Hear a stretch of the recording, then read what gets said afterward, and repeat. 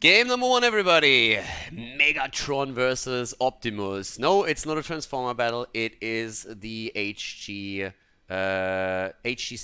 The Heroes Global Clown Fiesta, aka Division 7 of Heroes launch. Team Megatron against Team Optimus. And here in Division 7, both of those teams are neck to neck in the bottom of the standings. So the Clown Fiesta can begin.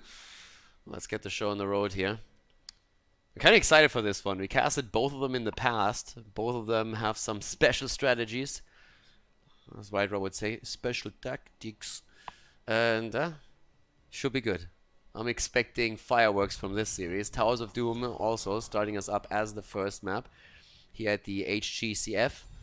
And we have Diablo banned out. That's a meta ban right there. I'm already a little bit suspicious of what's going on here. Can't trust this. Can't trust this. Towers of Doom, I mean, normally you would see something like Dehaka targeted, Abatha. We have seen also at the Nexus contest, for example, Samuro played it a bit more often here, but here that's the hardcore ban pattern. Both of the frontliners are taken out, the good old Garrosh Diablo ban. Maiev usually ignored on this map. We saw a bit of a strategy the other day where Vikings were actually played here. Very successfully, I might add, into an Abatha composition though, so they get a little bit more power when they are played against an Abatha, at least in the initial stages of the game, which is where one of the teams was able to snowball it. Okay, Varian gets banned out too, so I'm not quite sure if that's because of the meme blades or if that's because of the taunt combos that can be used with the heroes. Both is possible. We saw meme blades the other day actually. Wind Fury. Let's see. Jim Rayner banned out too. A lot is played a lot recently, not just because Jimmy is pretty good, but because Arthas has also seen a bit of a resurgence, and that's oftentimes in combo with Jimmy, so that he always procs the level 1 talent here for him. But yeah. Gul'dan first pick on Towers of Doom. Alright. Is it the Reign of Destruction? I don't think so. We don't have Claire in the game as far as I know. Claire picking the Reign of Destruction for that backdoor composition that they have on Infernal Shrines. Muradin and Tyrande. Look at that! I wonder if they've been listening to what I've been saying lately. Muradin and Tyrande is being played. If there's a Jaina that all of a sudden pops up on their side, then we already know what's coming. So trying to roam the map a bit and getting those stun combos in and getting the damage out there. I can appreciate that. There's thought process behind it. Tyrande for the interrupts on the altars too. Another big one. And Nuburak gets picked. And of course he has the immediate Transformer skin here. Sticking with the name. And Blaze. To be honest, these comps are actually more meta than most of the stuff that we've seen in the mid-tier levels of Heroes launch when we're looking at like Division 3, 4, 5 games.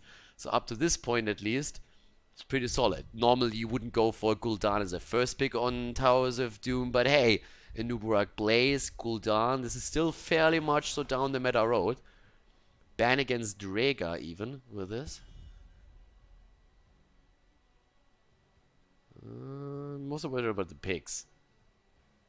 Are they banning out the Jaina? I would be worried about that. Yeah, she has been hit in a recent patch slightly when it comes to her damage output, but she still delivers on that burst damage. So Jaina still solid. But Li Ming instead. Would work too. Set up with the stuns, Li Ming going in on the target. Personally, I think with Jaina the combo is incredibly powerful. And there's Sylvanas. Okay, we're getting a little bit closer to it now. Not quite there yet, but yep. Let the fiesta begin. Sylvanas for the push power. That's when they realize you have to pick Cho'Gall on the same rotation. You can't split it. And Arthas. Muradin and Arthas in the combo against the front line there. Last pick still open for more damage. And Megatron. What are the Decepticons going for today against the Autobots here? Stukov. Okay, a Nuburak engage. Blaze, jet propulsion. Stukov with the silence. Me likey. I can get behind this. And Tychus, get that auto attack damage in. Jimmy has been banned out. Maybe they don't want to play Phoenix here, so you go into Tychus. You have Odin as well. And you can burn down Muradin and Arthas a bit quicker if you go for the bigger they are. We are ready to roll. And we have the last pick for Team Optimus. Let's go, boys. You need more damage. There's the Jaina. Alright, we are gonna see a bit of snipe action happening in game number 1. Towers of Doom, our first map. Yeah, let's get the show on the road and see if the teams can actually deliver. It's Division 7 of Heroes launch. We have 2 of the bottom teams currently going up against each other, so let's get things started here. Game number 1, Towers of Doom. Game number 1 between Team Megatron and Team Optimus. Autobots against Decepticons here in today's game, and to the left side, Team Megatron with Rainlight on Nuburak, Dinosso on Gul'dan. We have Macaon on Blaze, Little Froggy, not to be mixed up with Big Froggy, on Stukov, and a Black Lutzel or Uzi or whatever on Tychus. I keep forgetting. And on the right side of the map, Team Optimus with Lumpy on Tyrande, Timus on Arthas, Gelic on Sylvanas, Fu on Jaina, and Lizard on Muradin. Let the show begin as we are heading into our first game here. And already Nuburak still trying to head into the Beetle build. Legion of Beetles, one of the talents that was changed slightly in the recent patch, so now Beetle build is currently being played here again. And, well, the Beetles have a bit of extra spell armor, so they are going to be a lot more salient. Ooh, I like it. Look at that. Engage from a Nuburak. Oh, both of them are going ham on this one. A Nuburak engage, and then Stukov is there immediately for the follow-up. Massive battle here already in the middle. Arthur's going into an auto-attack build, into a trade build here with his level 1, the Eternal Hunger, trying to get that extra damage out right there. And Nuburak already at the bottom of the map, not even sticking around with Stukov, which we oftentimes see. But the Beetle build is going to be an interesting one.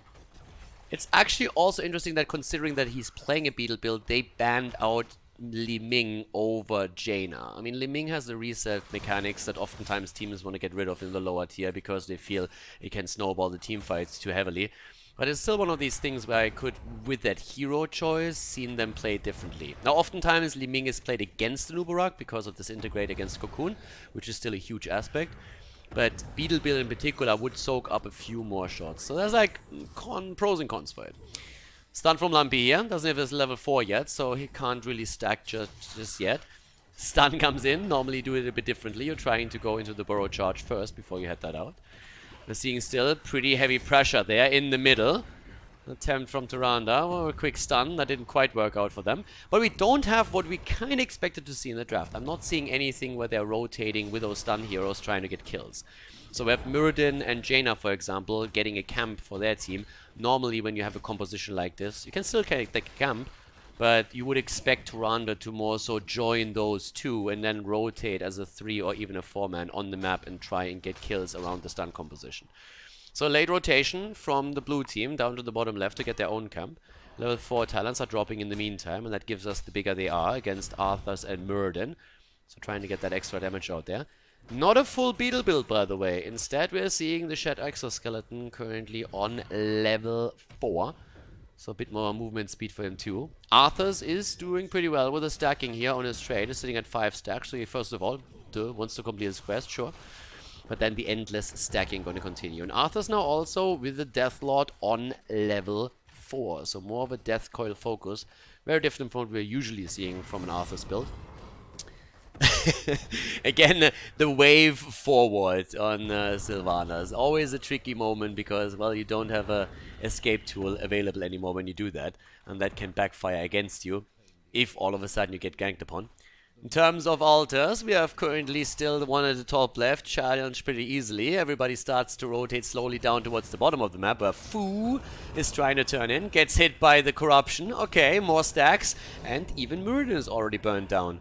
Arthas is not really caring with this, he's playing PvE topside, but guess who's coming back bot lane? It's a Nuburak, and he might not even be needed here. Fu goes down already, and Noob with a stun attempt, and he is trying to hit at least one.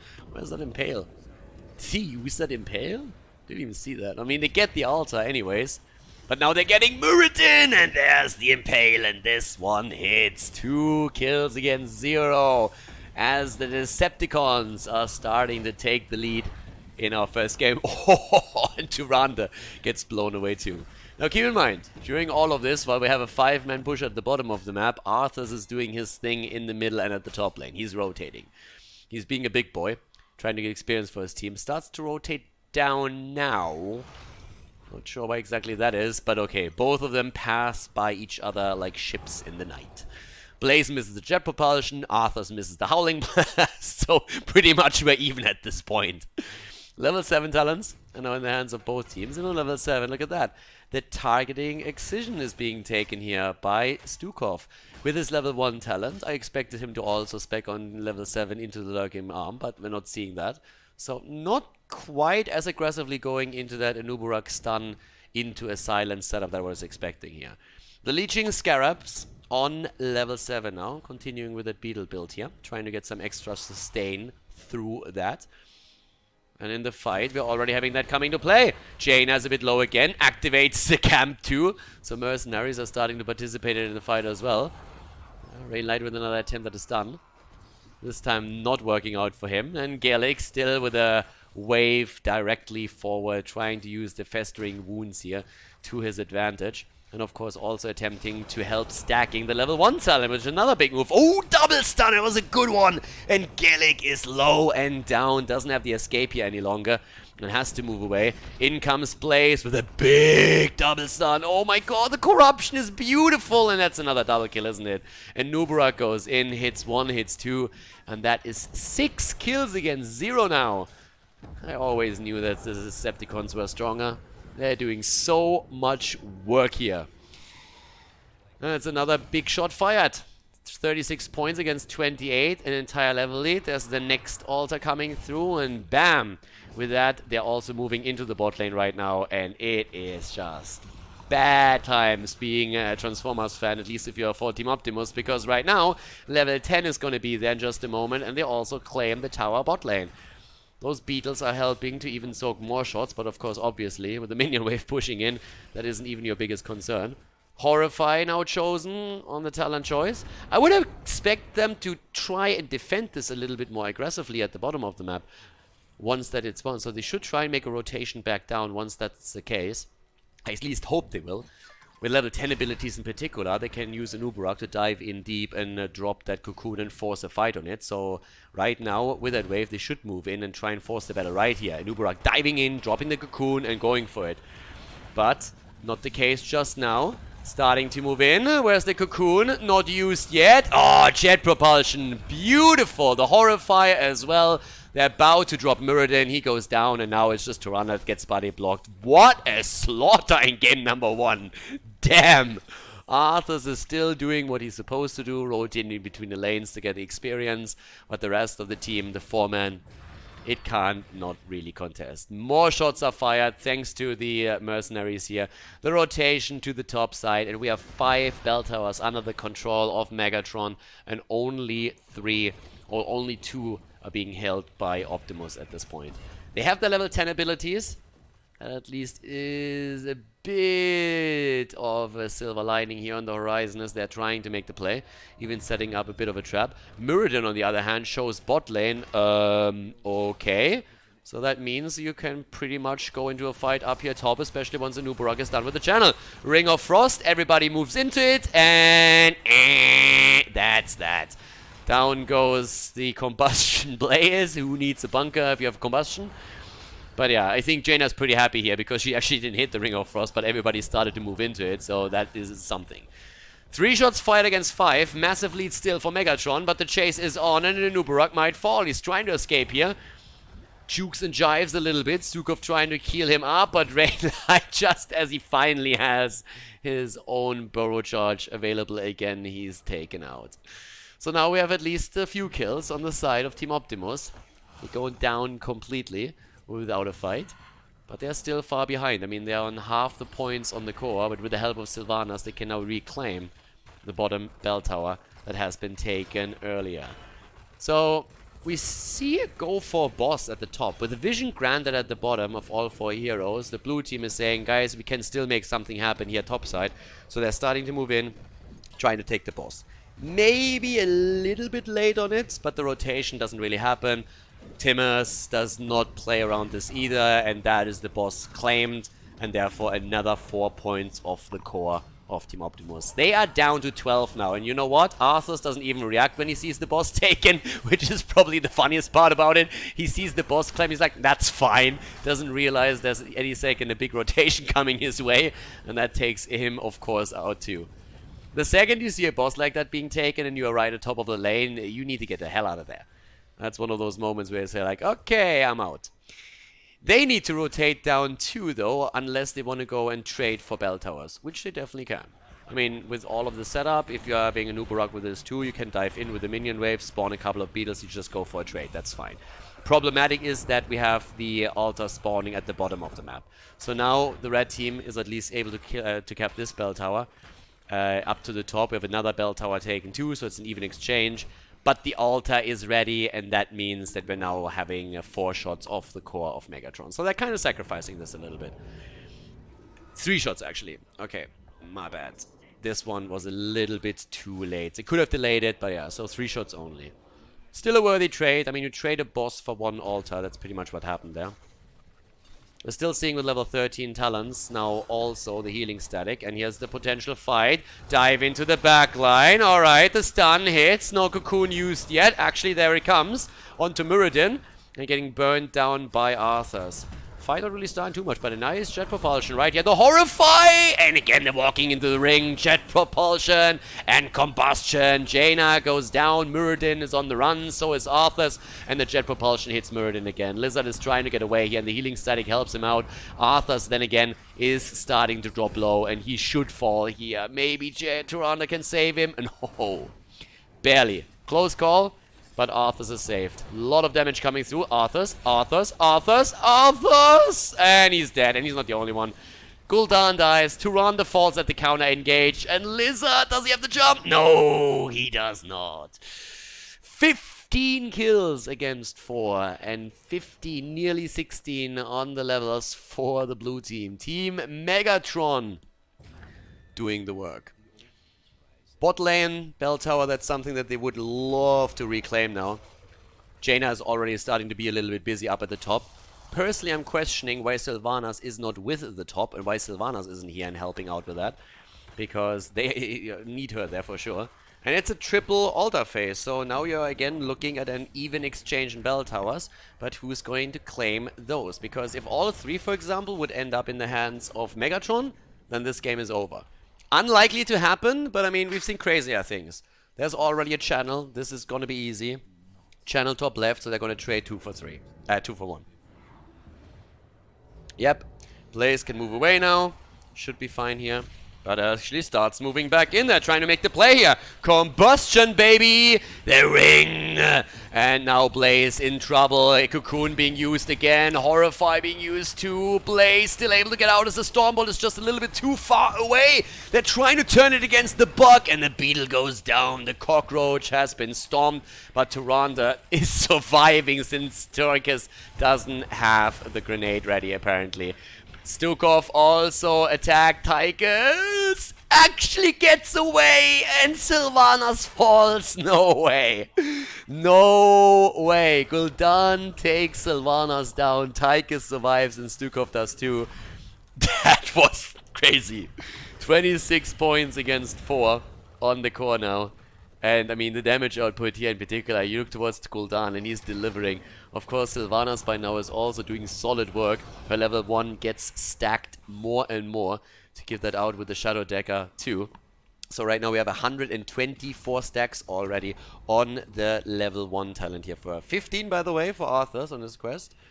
So pretty solid damage from Sylph at this point.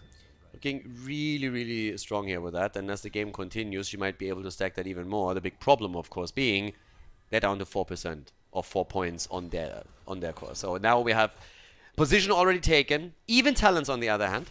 Even talents. But position down here already taken. They're trying to set something up with the stuns. Jet propulsion could be used again already. The attack here straight from Gul'dan.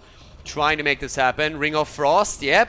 Walked into that, but here comes not only the Horrify, but also Odin as they're starting to make the play. Go in, try and get the kill here. Echoed Corruption does a bit of damage, but doesn't really hit as it should. Here comes again the jet propulsion. The first one down, Blaze dead, so is Jaina. But the channel went through and the game is over as Megatron takes the lead in this series.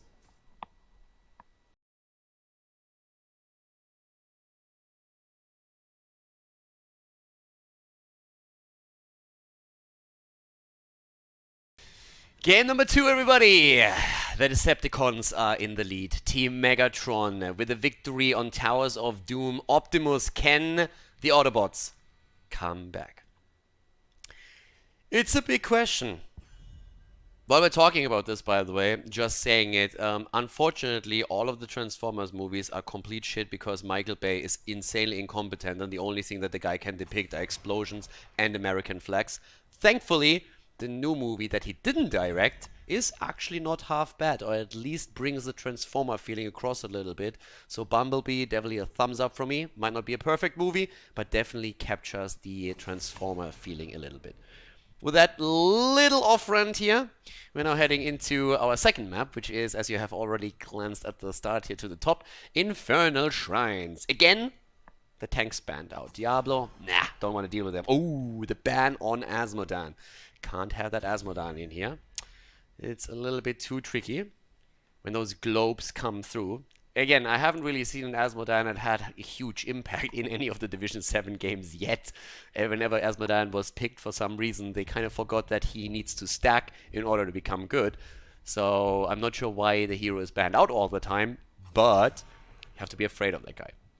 Jaina banned out now too, so apparently the fear that Megatron could pick an early Jaina for themselves, but they have not thought about the Fire Mage. So the Fire Nation, they expelled Kalthas because even for them, he just burned it a little bit too quickly and to cinders. And they said, like, yeah, even we, though we're the evil ones, can't deal with all that shit. So he got expelled, he joined the Nexus, and now he is burning everything to a crisp whenever he can on maps like Infernal Shrines. And we have seen on Division 7 a couple of convection games just recently, so maybe we're going to see that today again. On the other side, Deckard, Kane, and Johanna. Control on the objective, getting a bit more wave play through Jojo and her Condemn. And here comes the Malfurion. Similar thought process when it comes to the roots that he offers. And ooh, Stitches. Horrible skin, cool hero. Stitcher, also, by the way, if you go for that skin already, please at least pick a tint that looks good. Yeah, I'm looking at you, tank player. Stitches and Malfurion and Kalthas. I mean, to be honest, if there is synergy on the team, that's a lot of CC. Hook into root, into gravity labs. You can basically burst any target away here. So if they play that, that would be pretty sick. Arthas gets banned out. Don't want to deal with even more CC and through Howling Blast there. The ban on the other side, I mean, if you play that particular combo, I could see a ban on Medivh even. I don't think that anyone on that level is really good at playing Medivh. At least we haven't really seen any Medivh players that have completely killed it. That's mostly Division 1 where we see that event up and now coming through. But if you play around the Stitches setup, maybe even think about a Kidnap combo, Medivh can ruin that. So when those hooks come through. Medivh would be a hero that I would be a little bit worried about for both, but again, it's not really a hero that is played a lot in the lower divisions. Not saying that nobody can play it, but it's not a hero that sees a priority here in any way. Okay. Picks now for Team Optimus. We need damage and we need wave clear. Gul'dan is up. Can play Gul'dan. Orphea is also in, but they stick with their guns and pick Sylvanas once more. And Thrall. Now with Sylph, when you win the objective, you can really push it through hard. If they can pull it off, that's a question that has to be answered during the game. First of all, they have to win the Punisher. But here comes Jimmy. More damage in, and we need an offlaner. Could be Blaze again. He hasn't been banned out, so he's still an option for them. Leo has been banned. Arthur has been banned. So in terms of solo lanes, they go for an Uberak. All right. I mean, they are the Decepticons after all, so they want to have a bit of a Transformer Beetle in there. And Carrigan. I think I've seen this before. Let's answer question number 1 first. Can Carrigan hit a combo? That's our first question that we have to answer in the game. And if so, are we going to see the synergy between Johanna sucking them in, Carrigan with a combo, and then the damage output? Sylvana's the only range damage as we are going into game number 2 on Infernal Shrines. Game starting up, and we have on Infernal Shrines to the left Megatron with a Black Lucy on Reyna. We have Rainlight on Anubarak.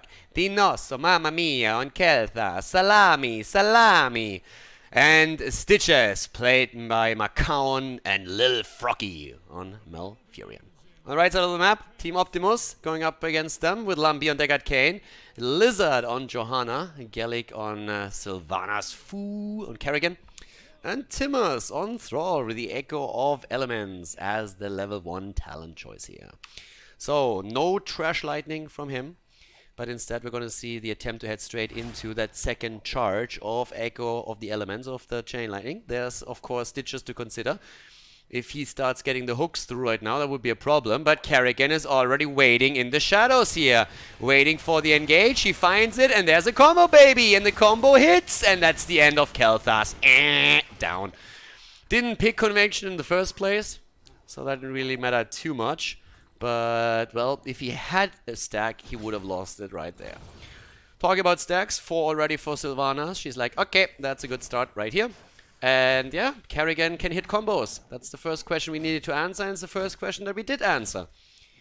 And that is scary, when you have a Kerrigan on the opponent's side. We have seen Fu on Kerrigan already. And I mean, he has a Kerrigan skin too. It's not that he really just throws out the hero here. That guy has trained for this all his life. It brought him into this match of Division 7. The Heroes Global Clown Fiesta as he goes up against Megatron. The Decepticons and the Autobots are behind. So all the responsibility lies on the shoulders of Fu. And he's going to try and make those plays. Let's see if he can keep up with those combos. The first one was successful, so maybe that's going to be a thing. The Anubarak offlane is something that we have seen in Division 7 now several times, and it's still a thing that baffles me wildly. So now that we have seen changed builds for Anubarak 2, we're still seeing him here with his level 1 talent not going full Beetle, but instead Regeneration Master. So that's going to be the next one. A bit of the zone here from Johanna, as the rest of the team already rotates down. But it's just Waveclad that we're seeing here. No real attempts to go into big team fights anymore. Stitches on the other hand, alright, he's griefing a little bit if you ask me. Okay, we are questioning those combos again, like Fu, maybe he just accidentally hit the right buttons in the right order in the first engagement. This time, on the other hand, he didn't. Now I have to admit, I'm not quite sure if he used maybe Impaling Blades already down at the bottom of the map for attempted wave clear and was just still on cooldown. But I got my eye on you, my friend. I got my eye on you. We're gonna double check again if combos are a thing here or not. So, that being said, level 4 talents are in. And that's why we also have straight for the Impaling Blades the Kinetic Fulmination here. Gonna make that a little bit easier. Kerrigan, you know, she's itching already for another combo. She wants the combo. And talking about wanting things, level 4 talent, Strangling Vines. Someone wants kills here. And that comes back to the idea of hooking a target, locking it down, with Malfurion's root, and then maybe even using the follow-up through Kelthas and his Gravity Labs to have a CC chain that allows you to take that target down immediately. First objective, and it's gonna be a 5 versus 5. Everybody is here, it's a party. And here comes Fu. Ooh, the combo! Maybe a little bit unorthodox, but it hits. And immediately, Thrall with a lockdown. Deckard Cain is ready too, but the blue team is very much so unimpressed. Nice hook against Timmers. And he barely gets away. Rainlight might have gone a bit too deep, and the combo of Kerrigan hits him straight into the stun from Deckard Cain. The lockdown against the Beetle, and the Cockroach has been exterminated again. The lead on the shrine for Team Optimus as Team Megatron is starting to have some trouble here. They're still fighting back for it though.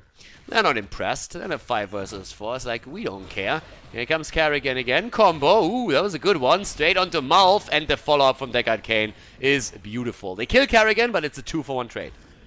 The explosions from Kalthas is what they currently have to deal with, but I have to admit, Lumpy in particular, that's a nice follow-up that he has. Every single time you see Kerrigan making an approach, Lumpy is there and throws out the seal, and they're getting the stun in. Once again, similar setup here. 28 versus 12 points now. And with Kerrigan coming back, that's where a lot of that threat potential comes back in. Down here to the shrine, we have 7 now on the board for the red team. Optimus heads straight into the Boundless Fury. And besides that, we're seeing pretty much standard talents. Well, not quite. Kanai's Cube here also with damage reduction. Pretty good if you're on this particular area, but of course, depending on what ult exactly Malfurion uses, if you go into the Smaragd, that might have been the better choice here. Healing reduction is always a big bonus in a lot of these fights, especially if you're going for combos with Kerrigan, try and get the kills here. But now, the bait of the Punisher over the wall. Kerrigan probably going to look to try and see if she can maybe follow up on one of those. If she can lock someone into the Frozen, that would be nice as well. And ooh, look at that. Tenacious Roots and Strangling Vines, the combo of the two, no Nature's Cure. A bit of a ballsy choice if you ask me, considering the amounts of stun and lockdown that we have on the other team. So they're not trying to play around the Nature's Cure, but instead we're going to see the attempt to just use those Tenacious Roots to have more of a control over those entrant points at the shrine here, or the follow-up after Stitch's hook. I mean, fair enough. But it's a bit risky, if you ask me. Not having anything that can deal with those stuns is the problem. Malfurion in the combo, and dead again. The counter attempt against not only Kerrigan, but also Jojo. 1 down already, and the second kill. Ah, such a nice setup here against Malf. And then the kill comes in. Well done by Megatron. Actually, really well done here. Very good attempt by them. Oh, Jimmy, you are playing for this with your life nearly, my friend. You need to be a bit more careful. Gaelic is starting to get all those stacks in for Sylvanas, currently sitting at 35. But I like the turnaround attempts that we have for Megatron in these fights. I gotta admit that it's still kind of nice to see that Team Optimus is making the plays with Kerrigan, gets the combo through and gets the kills, but they're engaging into battles that they have a trouble getting out of it. That's a nice lockdown here against Gaelic. How exactly did he survive? For some reason they didn't attack at all. There was no attack anymore. Yes, there was still a bit of support and lockdown, but at the same time, I would have not bet anything for Sylvanas to survive there. Level 10 abilities are here already, and that gives us the Wailing Arrow. I have no choices on Kerrigan just yet. Yep, okay, there we go. No Ultralisks this time for her. Thrall could still play around with Sundering, but Earthquake, of course, on the Shrine, another great tool for him as well, especially if they're going to use Kerrigan to suck someone in. Harder to get out of those combos and try to move away. Camp is about to be taken. Here's the level 10 abilities. Are they going to pick them quickly enough? And the answer is very likely no. As a silence, as the arrow came through, no chance for Nubarak to use the cocoon, and the rest of the team barely moves out. A single kill, I still call worth. Get the camp, 1 kill down, not really too much, didn't even use the cocoon, that's fine, and Stitches is still rotating on the lane, so that is still Gucci. No Pyroblast here either, so everybody that was hoping for Convection already was disappointed by the Salami Master, and then you don't even get the Pyroblast. Talking about Kalthas, he is still on the run here, and a massive, massive commitment to the bot lane is going to drop the first fort of this game. A fort goes down, and the objective is about to spawn in the middle of the map. Locked down, Kerrigan here again. They're trying to somehow stop the retreat, but are not quite able to pull it off. Now there is a fair amount of AoE. If you have Putric Bile, Hyperion and Phoenix stacked, that's a lot of potential damage that we're seeing here. So that's definitely something to be at least a bit afraid of when you are part of the red team now. So they have to be cautious if that all gets stacked, that they don't move into it. Besides that being mentioned, we have now again the combo attempt from Kerrigan. That didn't work out. The turnaround immediately, and here we go. Immediately we're seeing them go straight in with the Hyperion. The Phoenix comes out a bit late, but everybody's low already. And here come the roots, here come the stuns. Lumpy is low, and Kerrigan dies with him. Might be another kill here too. Yes, the root from Malfurion, they hit the ground once more, and that's a triple kill as the Decepticons take another 3 kills. 6 kills against 6 right now. But of course, still that structural advantage for Team Optimus on the map. Optimal conditions, maybe not quite, We have now the objective about to be claimed. Rotation from Jimmy down bot side. Wants to deal with the catapult now first of all, of course. And going to try and take all of that XP. Thrall is going to join him though. And Jimmy is already proccing his E here. Rest of the team is still in the middle. But guys, we are a little bit early for this because we are currently only on 24 stacks. And that is not guaranteeing you an objective. Far from it. Experience lead now in the hands for Megatron. They have 31, so they're getting closer. If Khaldor is still getting some AoE in, that might be enough here for them. But there it comes again, the cocoon in the backline. Phoenix being used now too. 34 stacks. They want more. 37. And they can proc it here. They're trying to get the damage in against Kerrigan. And she is dead again, spreading all of the bombs as well. Wer hat noch nicht, wer will nochmal? All of them just get the fire damage in. Gravity lapse and stun against Johanna. Beautiful setup. Malfurion even with a heal to keep his team alive. And the body blocks are hitting Lumpy hard now. Oh god. The Punisher is on the map too. 13 talents have now been taken as well. And they are absolutely wrecking here. The Autobots just do not stand a chance, apparently. The technology wasn't there yet to bring them back into this. At least not just now. One level behind. Can they somehow make this a 6.5 out of 10 moment and start a comeback? Hashtag know your meme. Or are we going to see a tour victory for Team Megatron? 13 talents, as I said, are in. There's a slight lead, and they're already going for it. Look at Gallic, so low. Needs to be careful. Those mortars are very, very annoying. That's an affix that you don't want to have on the boss if you are, or an elite for that matter, if you are actually a ranged character. Well, also, Stitches doesn't really want to be in that position. He stayed a bit long. He kind of liked it down there. It was warm, it was cozy, and then he found himself abandoned by all his friends. And you know why? Because that skin sucks. Nobody wants to be friends with that guy. I mean, it isn't even the blue tint. He went for the orange tint. If you want to have friends as Stitches and you want to have playtime, you need to go full badass. You need to go for either Chef Stitches, cook an egg or two, make people happy. That's when they stay around and help you out. But like that, they just abandon your ass and let you die. Froggy, on the other hand, oh, the choke point! And the nice setup here against the Nuburak. As we have Optimus fighting back into the game here, but Jimmy drops Thrall. Bombs are being spread. Kerrigan moves a little bit back because he doesn't want to spread the bombs, and then straight into the flame strike. 2-for-1 trade right here. There's the hook. Gallic in trouble, and what a beautiful, beautiful follow-up with the gravity lapse by Mr. Salami, salami, Mario, mamma mia, pizza. Gravity lapse, and another kill. Dinoso, I have no idea if that guy is Italian or not, but if you're running around with a name like that, you are Italian in my game. 14 kills against 8. Then coming back to Dinoso, fantastic gravity lapse by him. I'm not even kidding. I'm not even like shitting on him or anything. Like those gravity lapses that guy throws out, they are just amazing. He had like 3 or 4 lockdowns with them already, and he's just bodying nerds all over the place the entire time. Want to get away from him? Forget it, because Dinoso, he had, like, yeah, he's gonna gravity lapse you and everything, and then you go down. Thingy and such. 16 versus 14. Big lead here, also in kills. But, yep, blue team is definitely bringing the pain. There is still a lot of kill potential on the other hand when you're looking towards Optimus. I mean, the Kerrigan combos weren't too bad. One choke point fight is all you need, and you get a Kerrigan combo through and then a blessed shield, and all of a sudden you are getting wrecked. So that's something that we're going to see here pretty quickly as well. Well, there we go. Lockdown, Rain Light, the hook against Deckard. Deckard. Oh, the Phoenix and Hyperion combo. And that's a dead Deckard Kane. Foo is trying to go for a lockdown. They're fighting underneath the fort, but oh, Jimmy is just firing away. And there's Dinoso again with the gravity labs. That's 3 down. The mega hook against Gallic. And that is all of them down, except for the AFK on top lane Thrall, who is trying to push in the structures right now. So let's look at the damage here. 47,000 damage by Khaldor. I'm actually a bit surprised that Khaldor has more damage than Jimmy. With the way that Jimmy is currently getting the damage in every single time and gets the kills, I expected Jimmy to have more. But then again, Khaldor is spreading the AoE, so that works out for them. Sylvanas on 38k. Not really too bad. Still a top damage dealer for their team.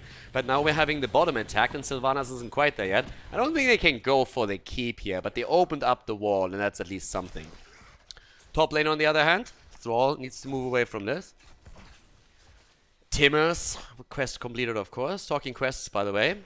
And Uburak is about to get his own Regeneration Master completed. He needs like 2 more stacks and then we're fine. 2 more globes. Keep in mind, 96 stacks currently on Sylvanas, so she's going to work on that.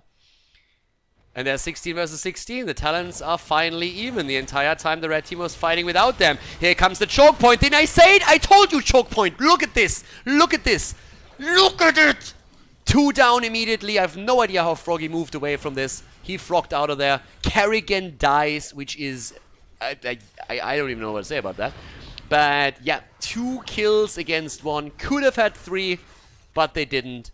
Decided to show mercy so that Malfurion can tell everybody how they tortured them, killed them. So he spreads the fear in their hearts. Well, you know so? Okay, they're still fighting.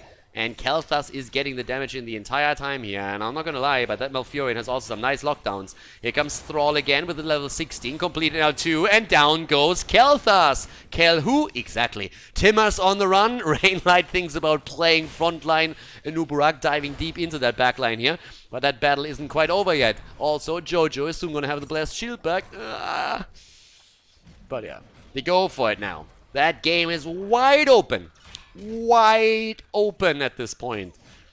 Good fishing would be great. Also, debilitation? Why? But why? Why? Epicenter, boy. Epicenter. I'm not angry, Nubarak. I'm not angry. I'm disappointed. I'm disappointed. Oh, God. Yeah, if we had a double mage setup like we've actually seen a few times, I would understand this a little bit more. And it's not like the talent doesn't do anything, but if you run such a beautiful setup here, you need to go for that epicenter. So Malfurion, it just like drops the roots, and then you go in with the damage, and you kill everything. Talking about killing everything, someone needs to deal with this. I mean, red team. Hello. Dude. Hello, Captain Obvious here, calling for the red team. Yeah, Captain Obvious, how can we help you? Your bottom keep is being attacked right now. Well, Captain Obvious, we know that too, but we're going to try and get the keep out of time. You know that you're starting to lose the game here. Well, that wasn't obvious to us. No problem, that's why I'm calling. Thank you very much, sir. Top lane. 20 nearly in the hands of the blue team, and there, of course, is the AoE. Immediately dropping not only the Hyperion, but we should see the Phoenix in a second as well. And there's the kill against Kel'Thas. Uh-oh. Kel'Thas. We see the keep at the bot lane falling, by the way, and in the middle it's not looking too healthy either. But there's the lockdown. Ooh, the kill against Thrall. Get wrecked, War Chief. Yep, first keep is down, and Uburak should just rotate over here, get the second one, but he wants to help out because he feels the core is under pressure. Honestly, don't know why he just doesn't move in and take this one too. That would be the logical... What is that catapult doing like? Who's driving that catapult? Are you drunk? Are you drinking on the job? You had one job, and that was homing in onto the keep. One job, Catapult. Like, sorry, but you are fired. You are fired. We're going to replace you with an AI. Well, actually, that's backfiring, isn't it? That could have been a second keep. It could have been a second keep. But it could also be a camp at the top lane. Because here comes the fight. Foo. Cocoon. Foo. The combo was a little bit weak there. Stir while and listen. And get wrecked. No, I like it. Will of the Forsaken. Look at that. Getting out of there. No kill, but pressure on the core. Catapult's already here. That keep, by the way, is nearly down. That makes me angry.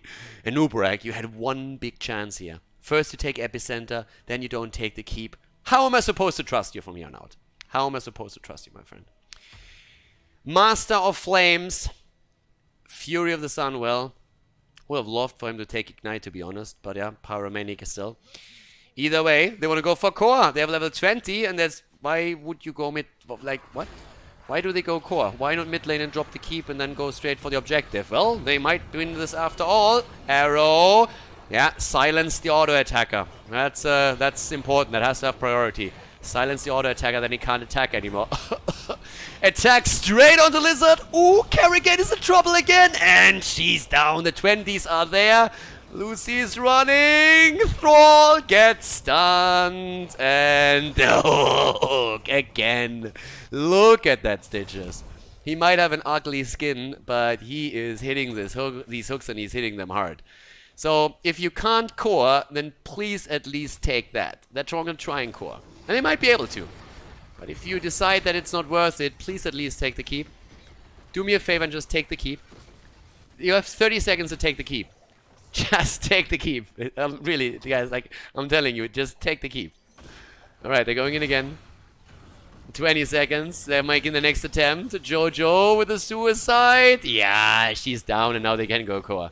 Now they can go core. The keep might fall after. Oh, the core is dropping already.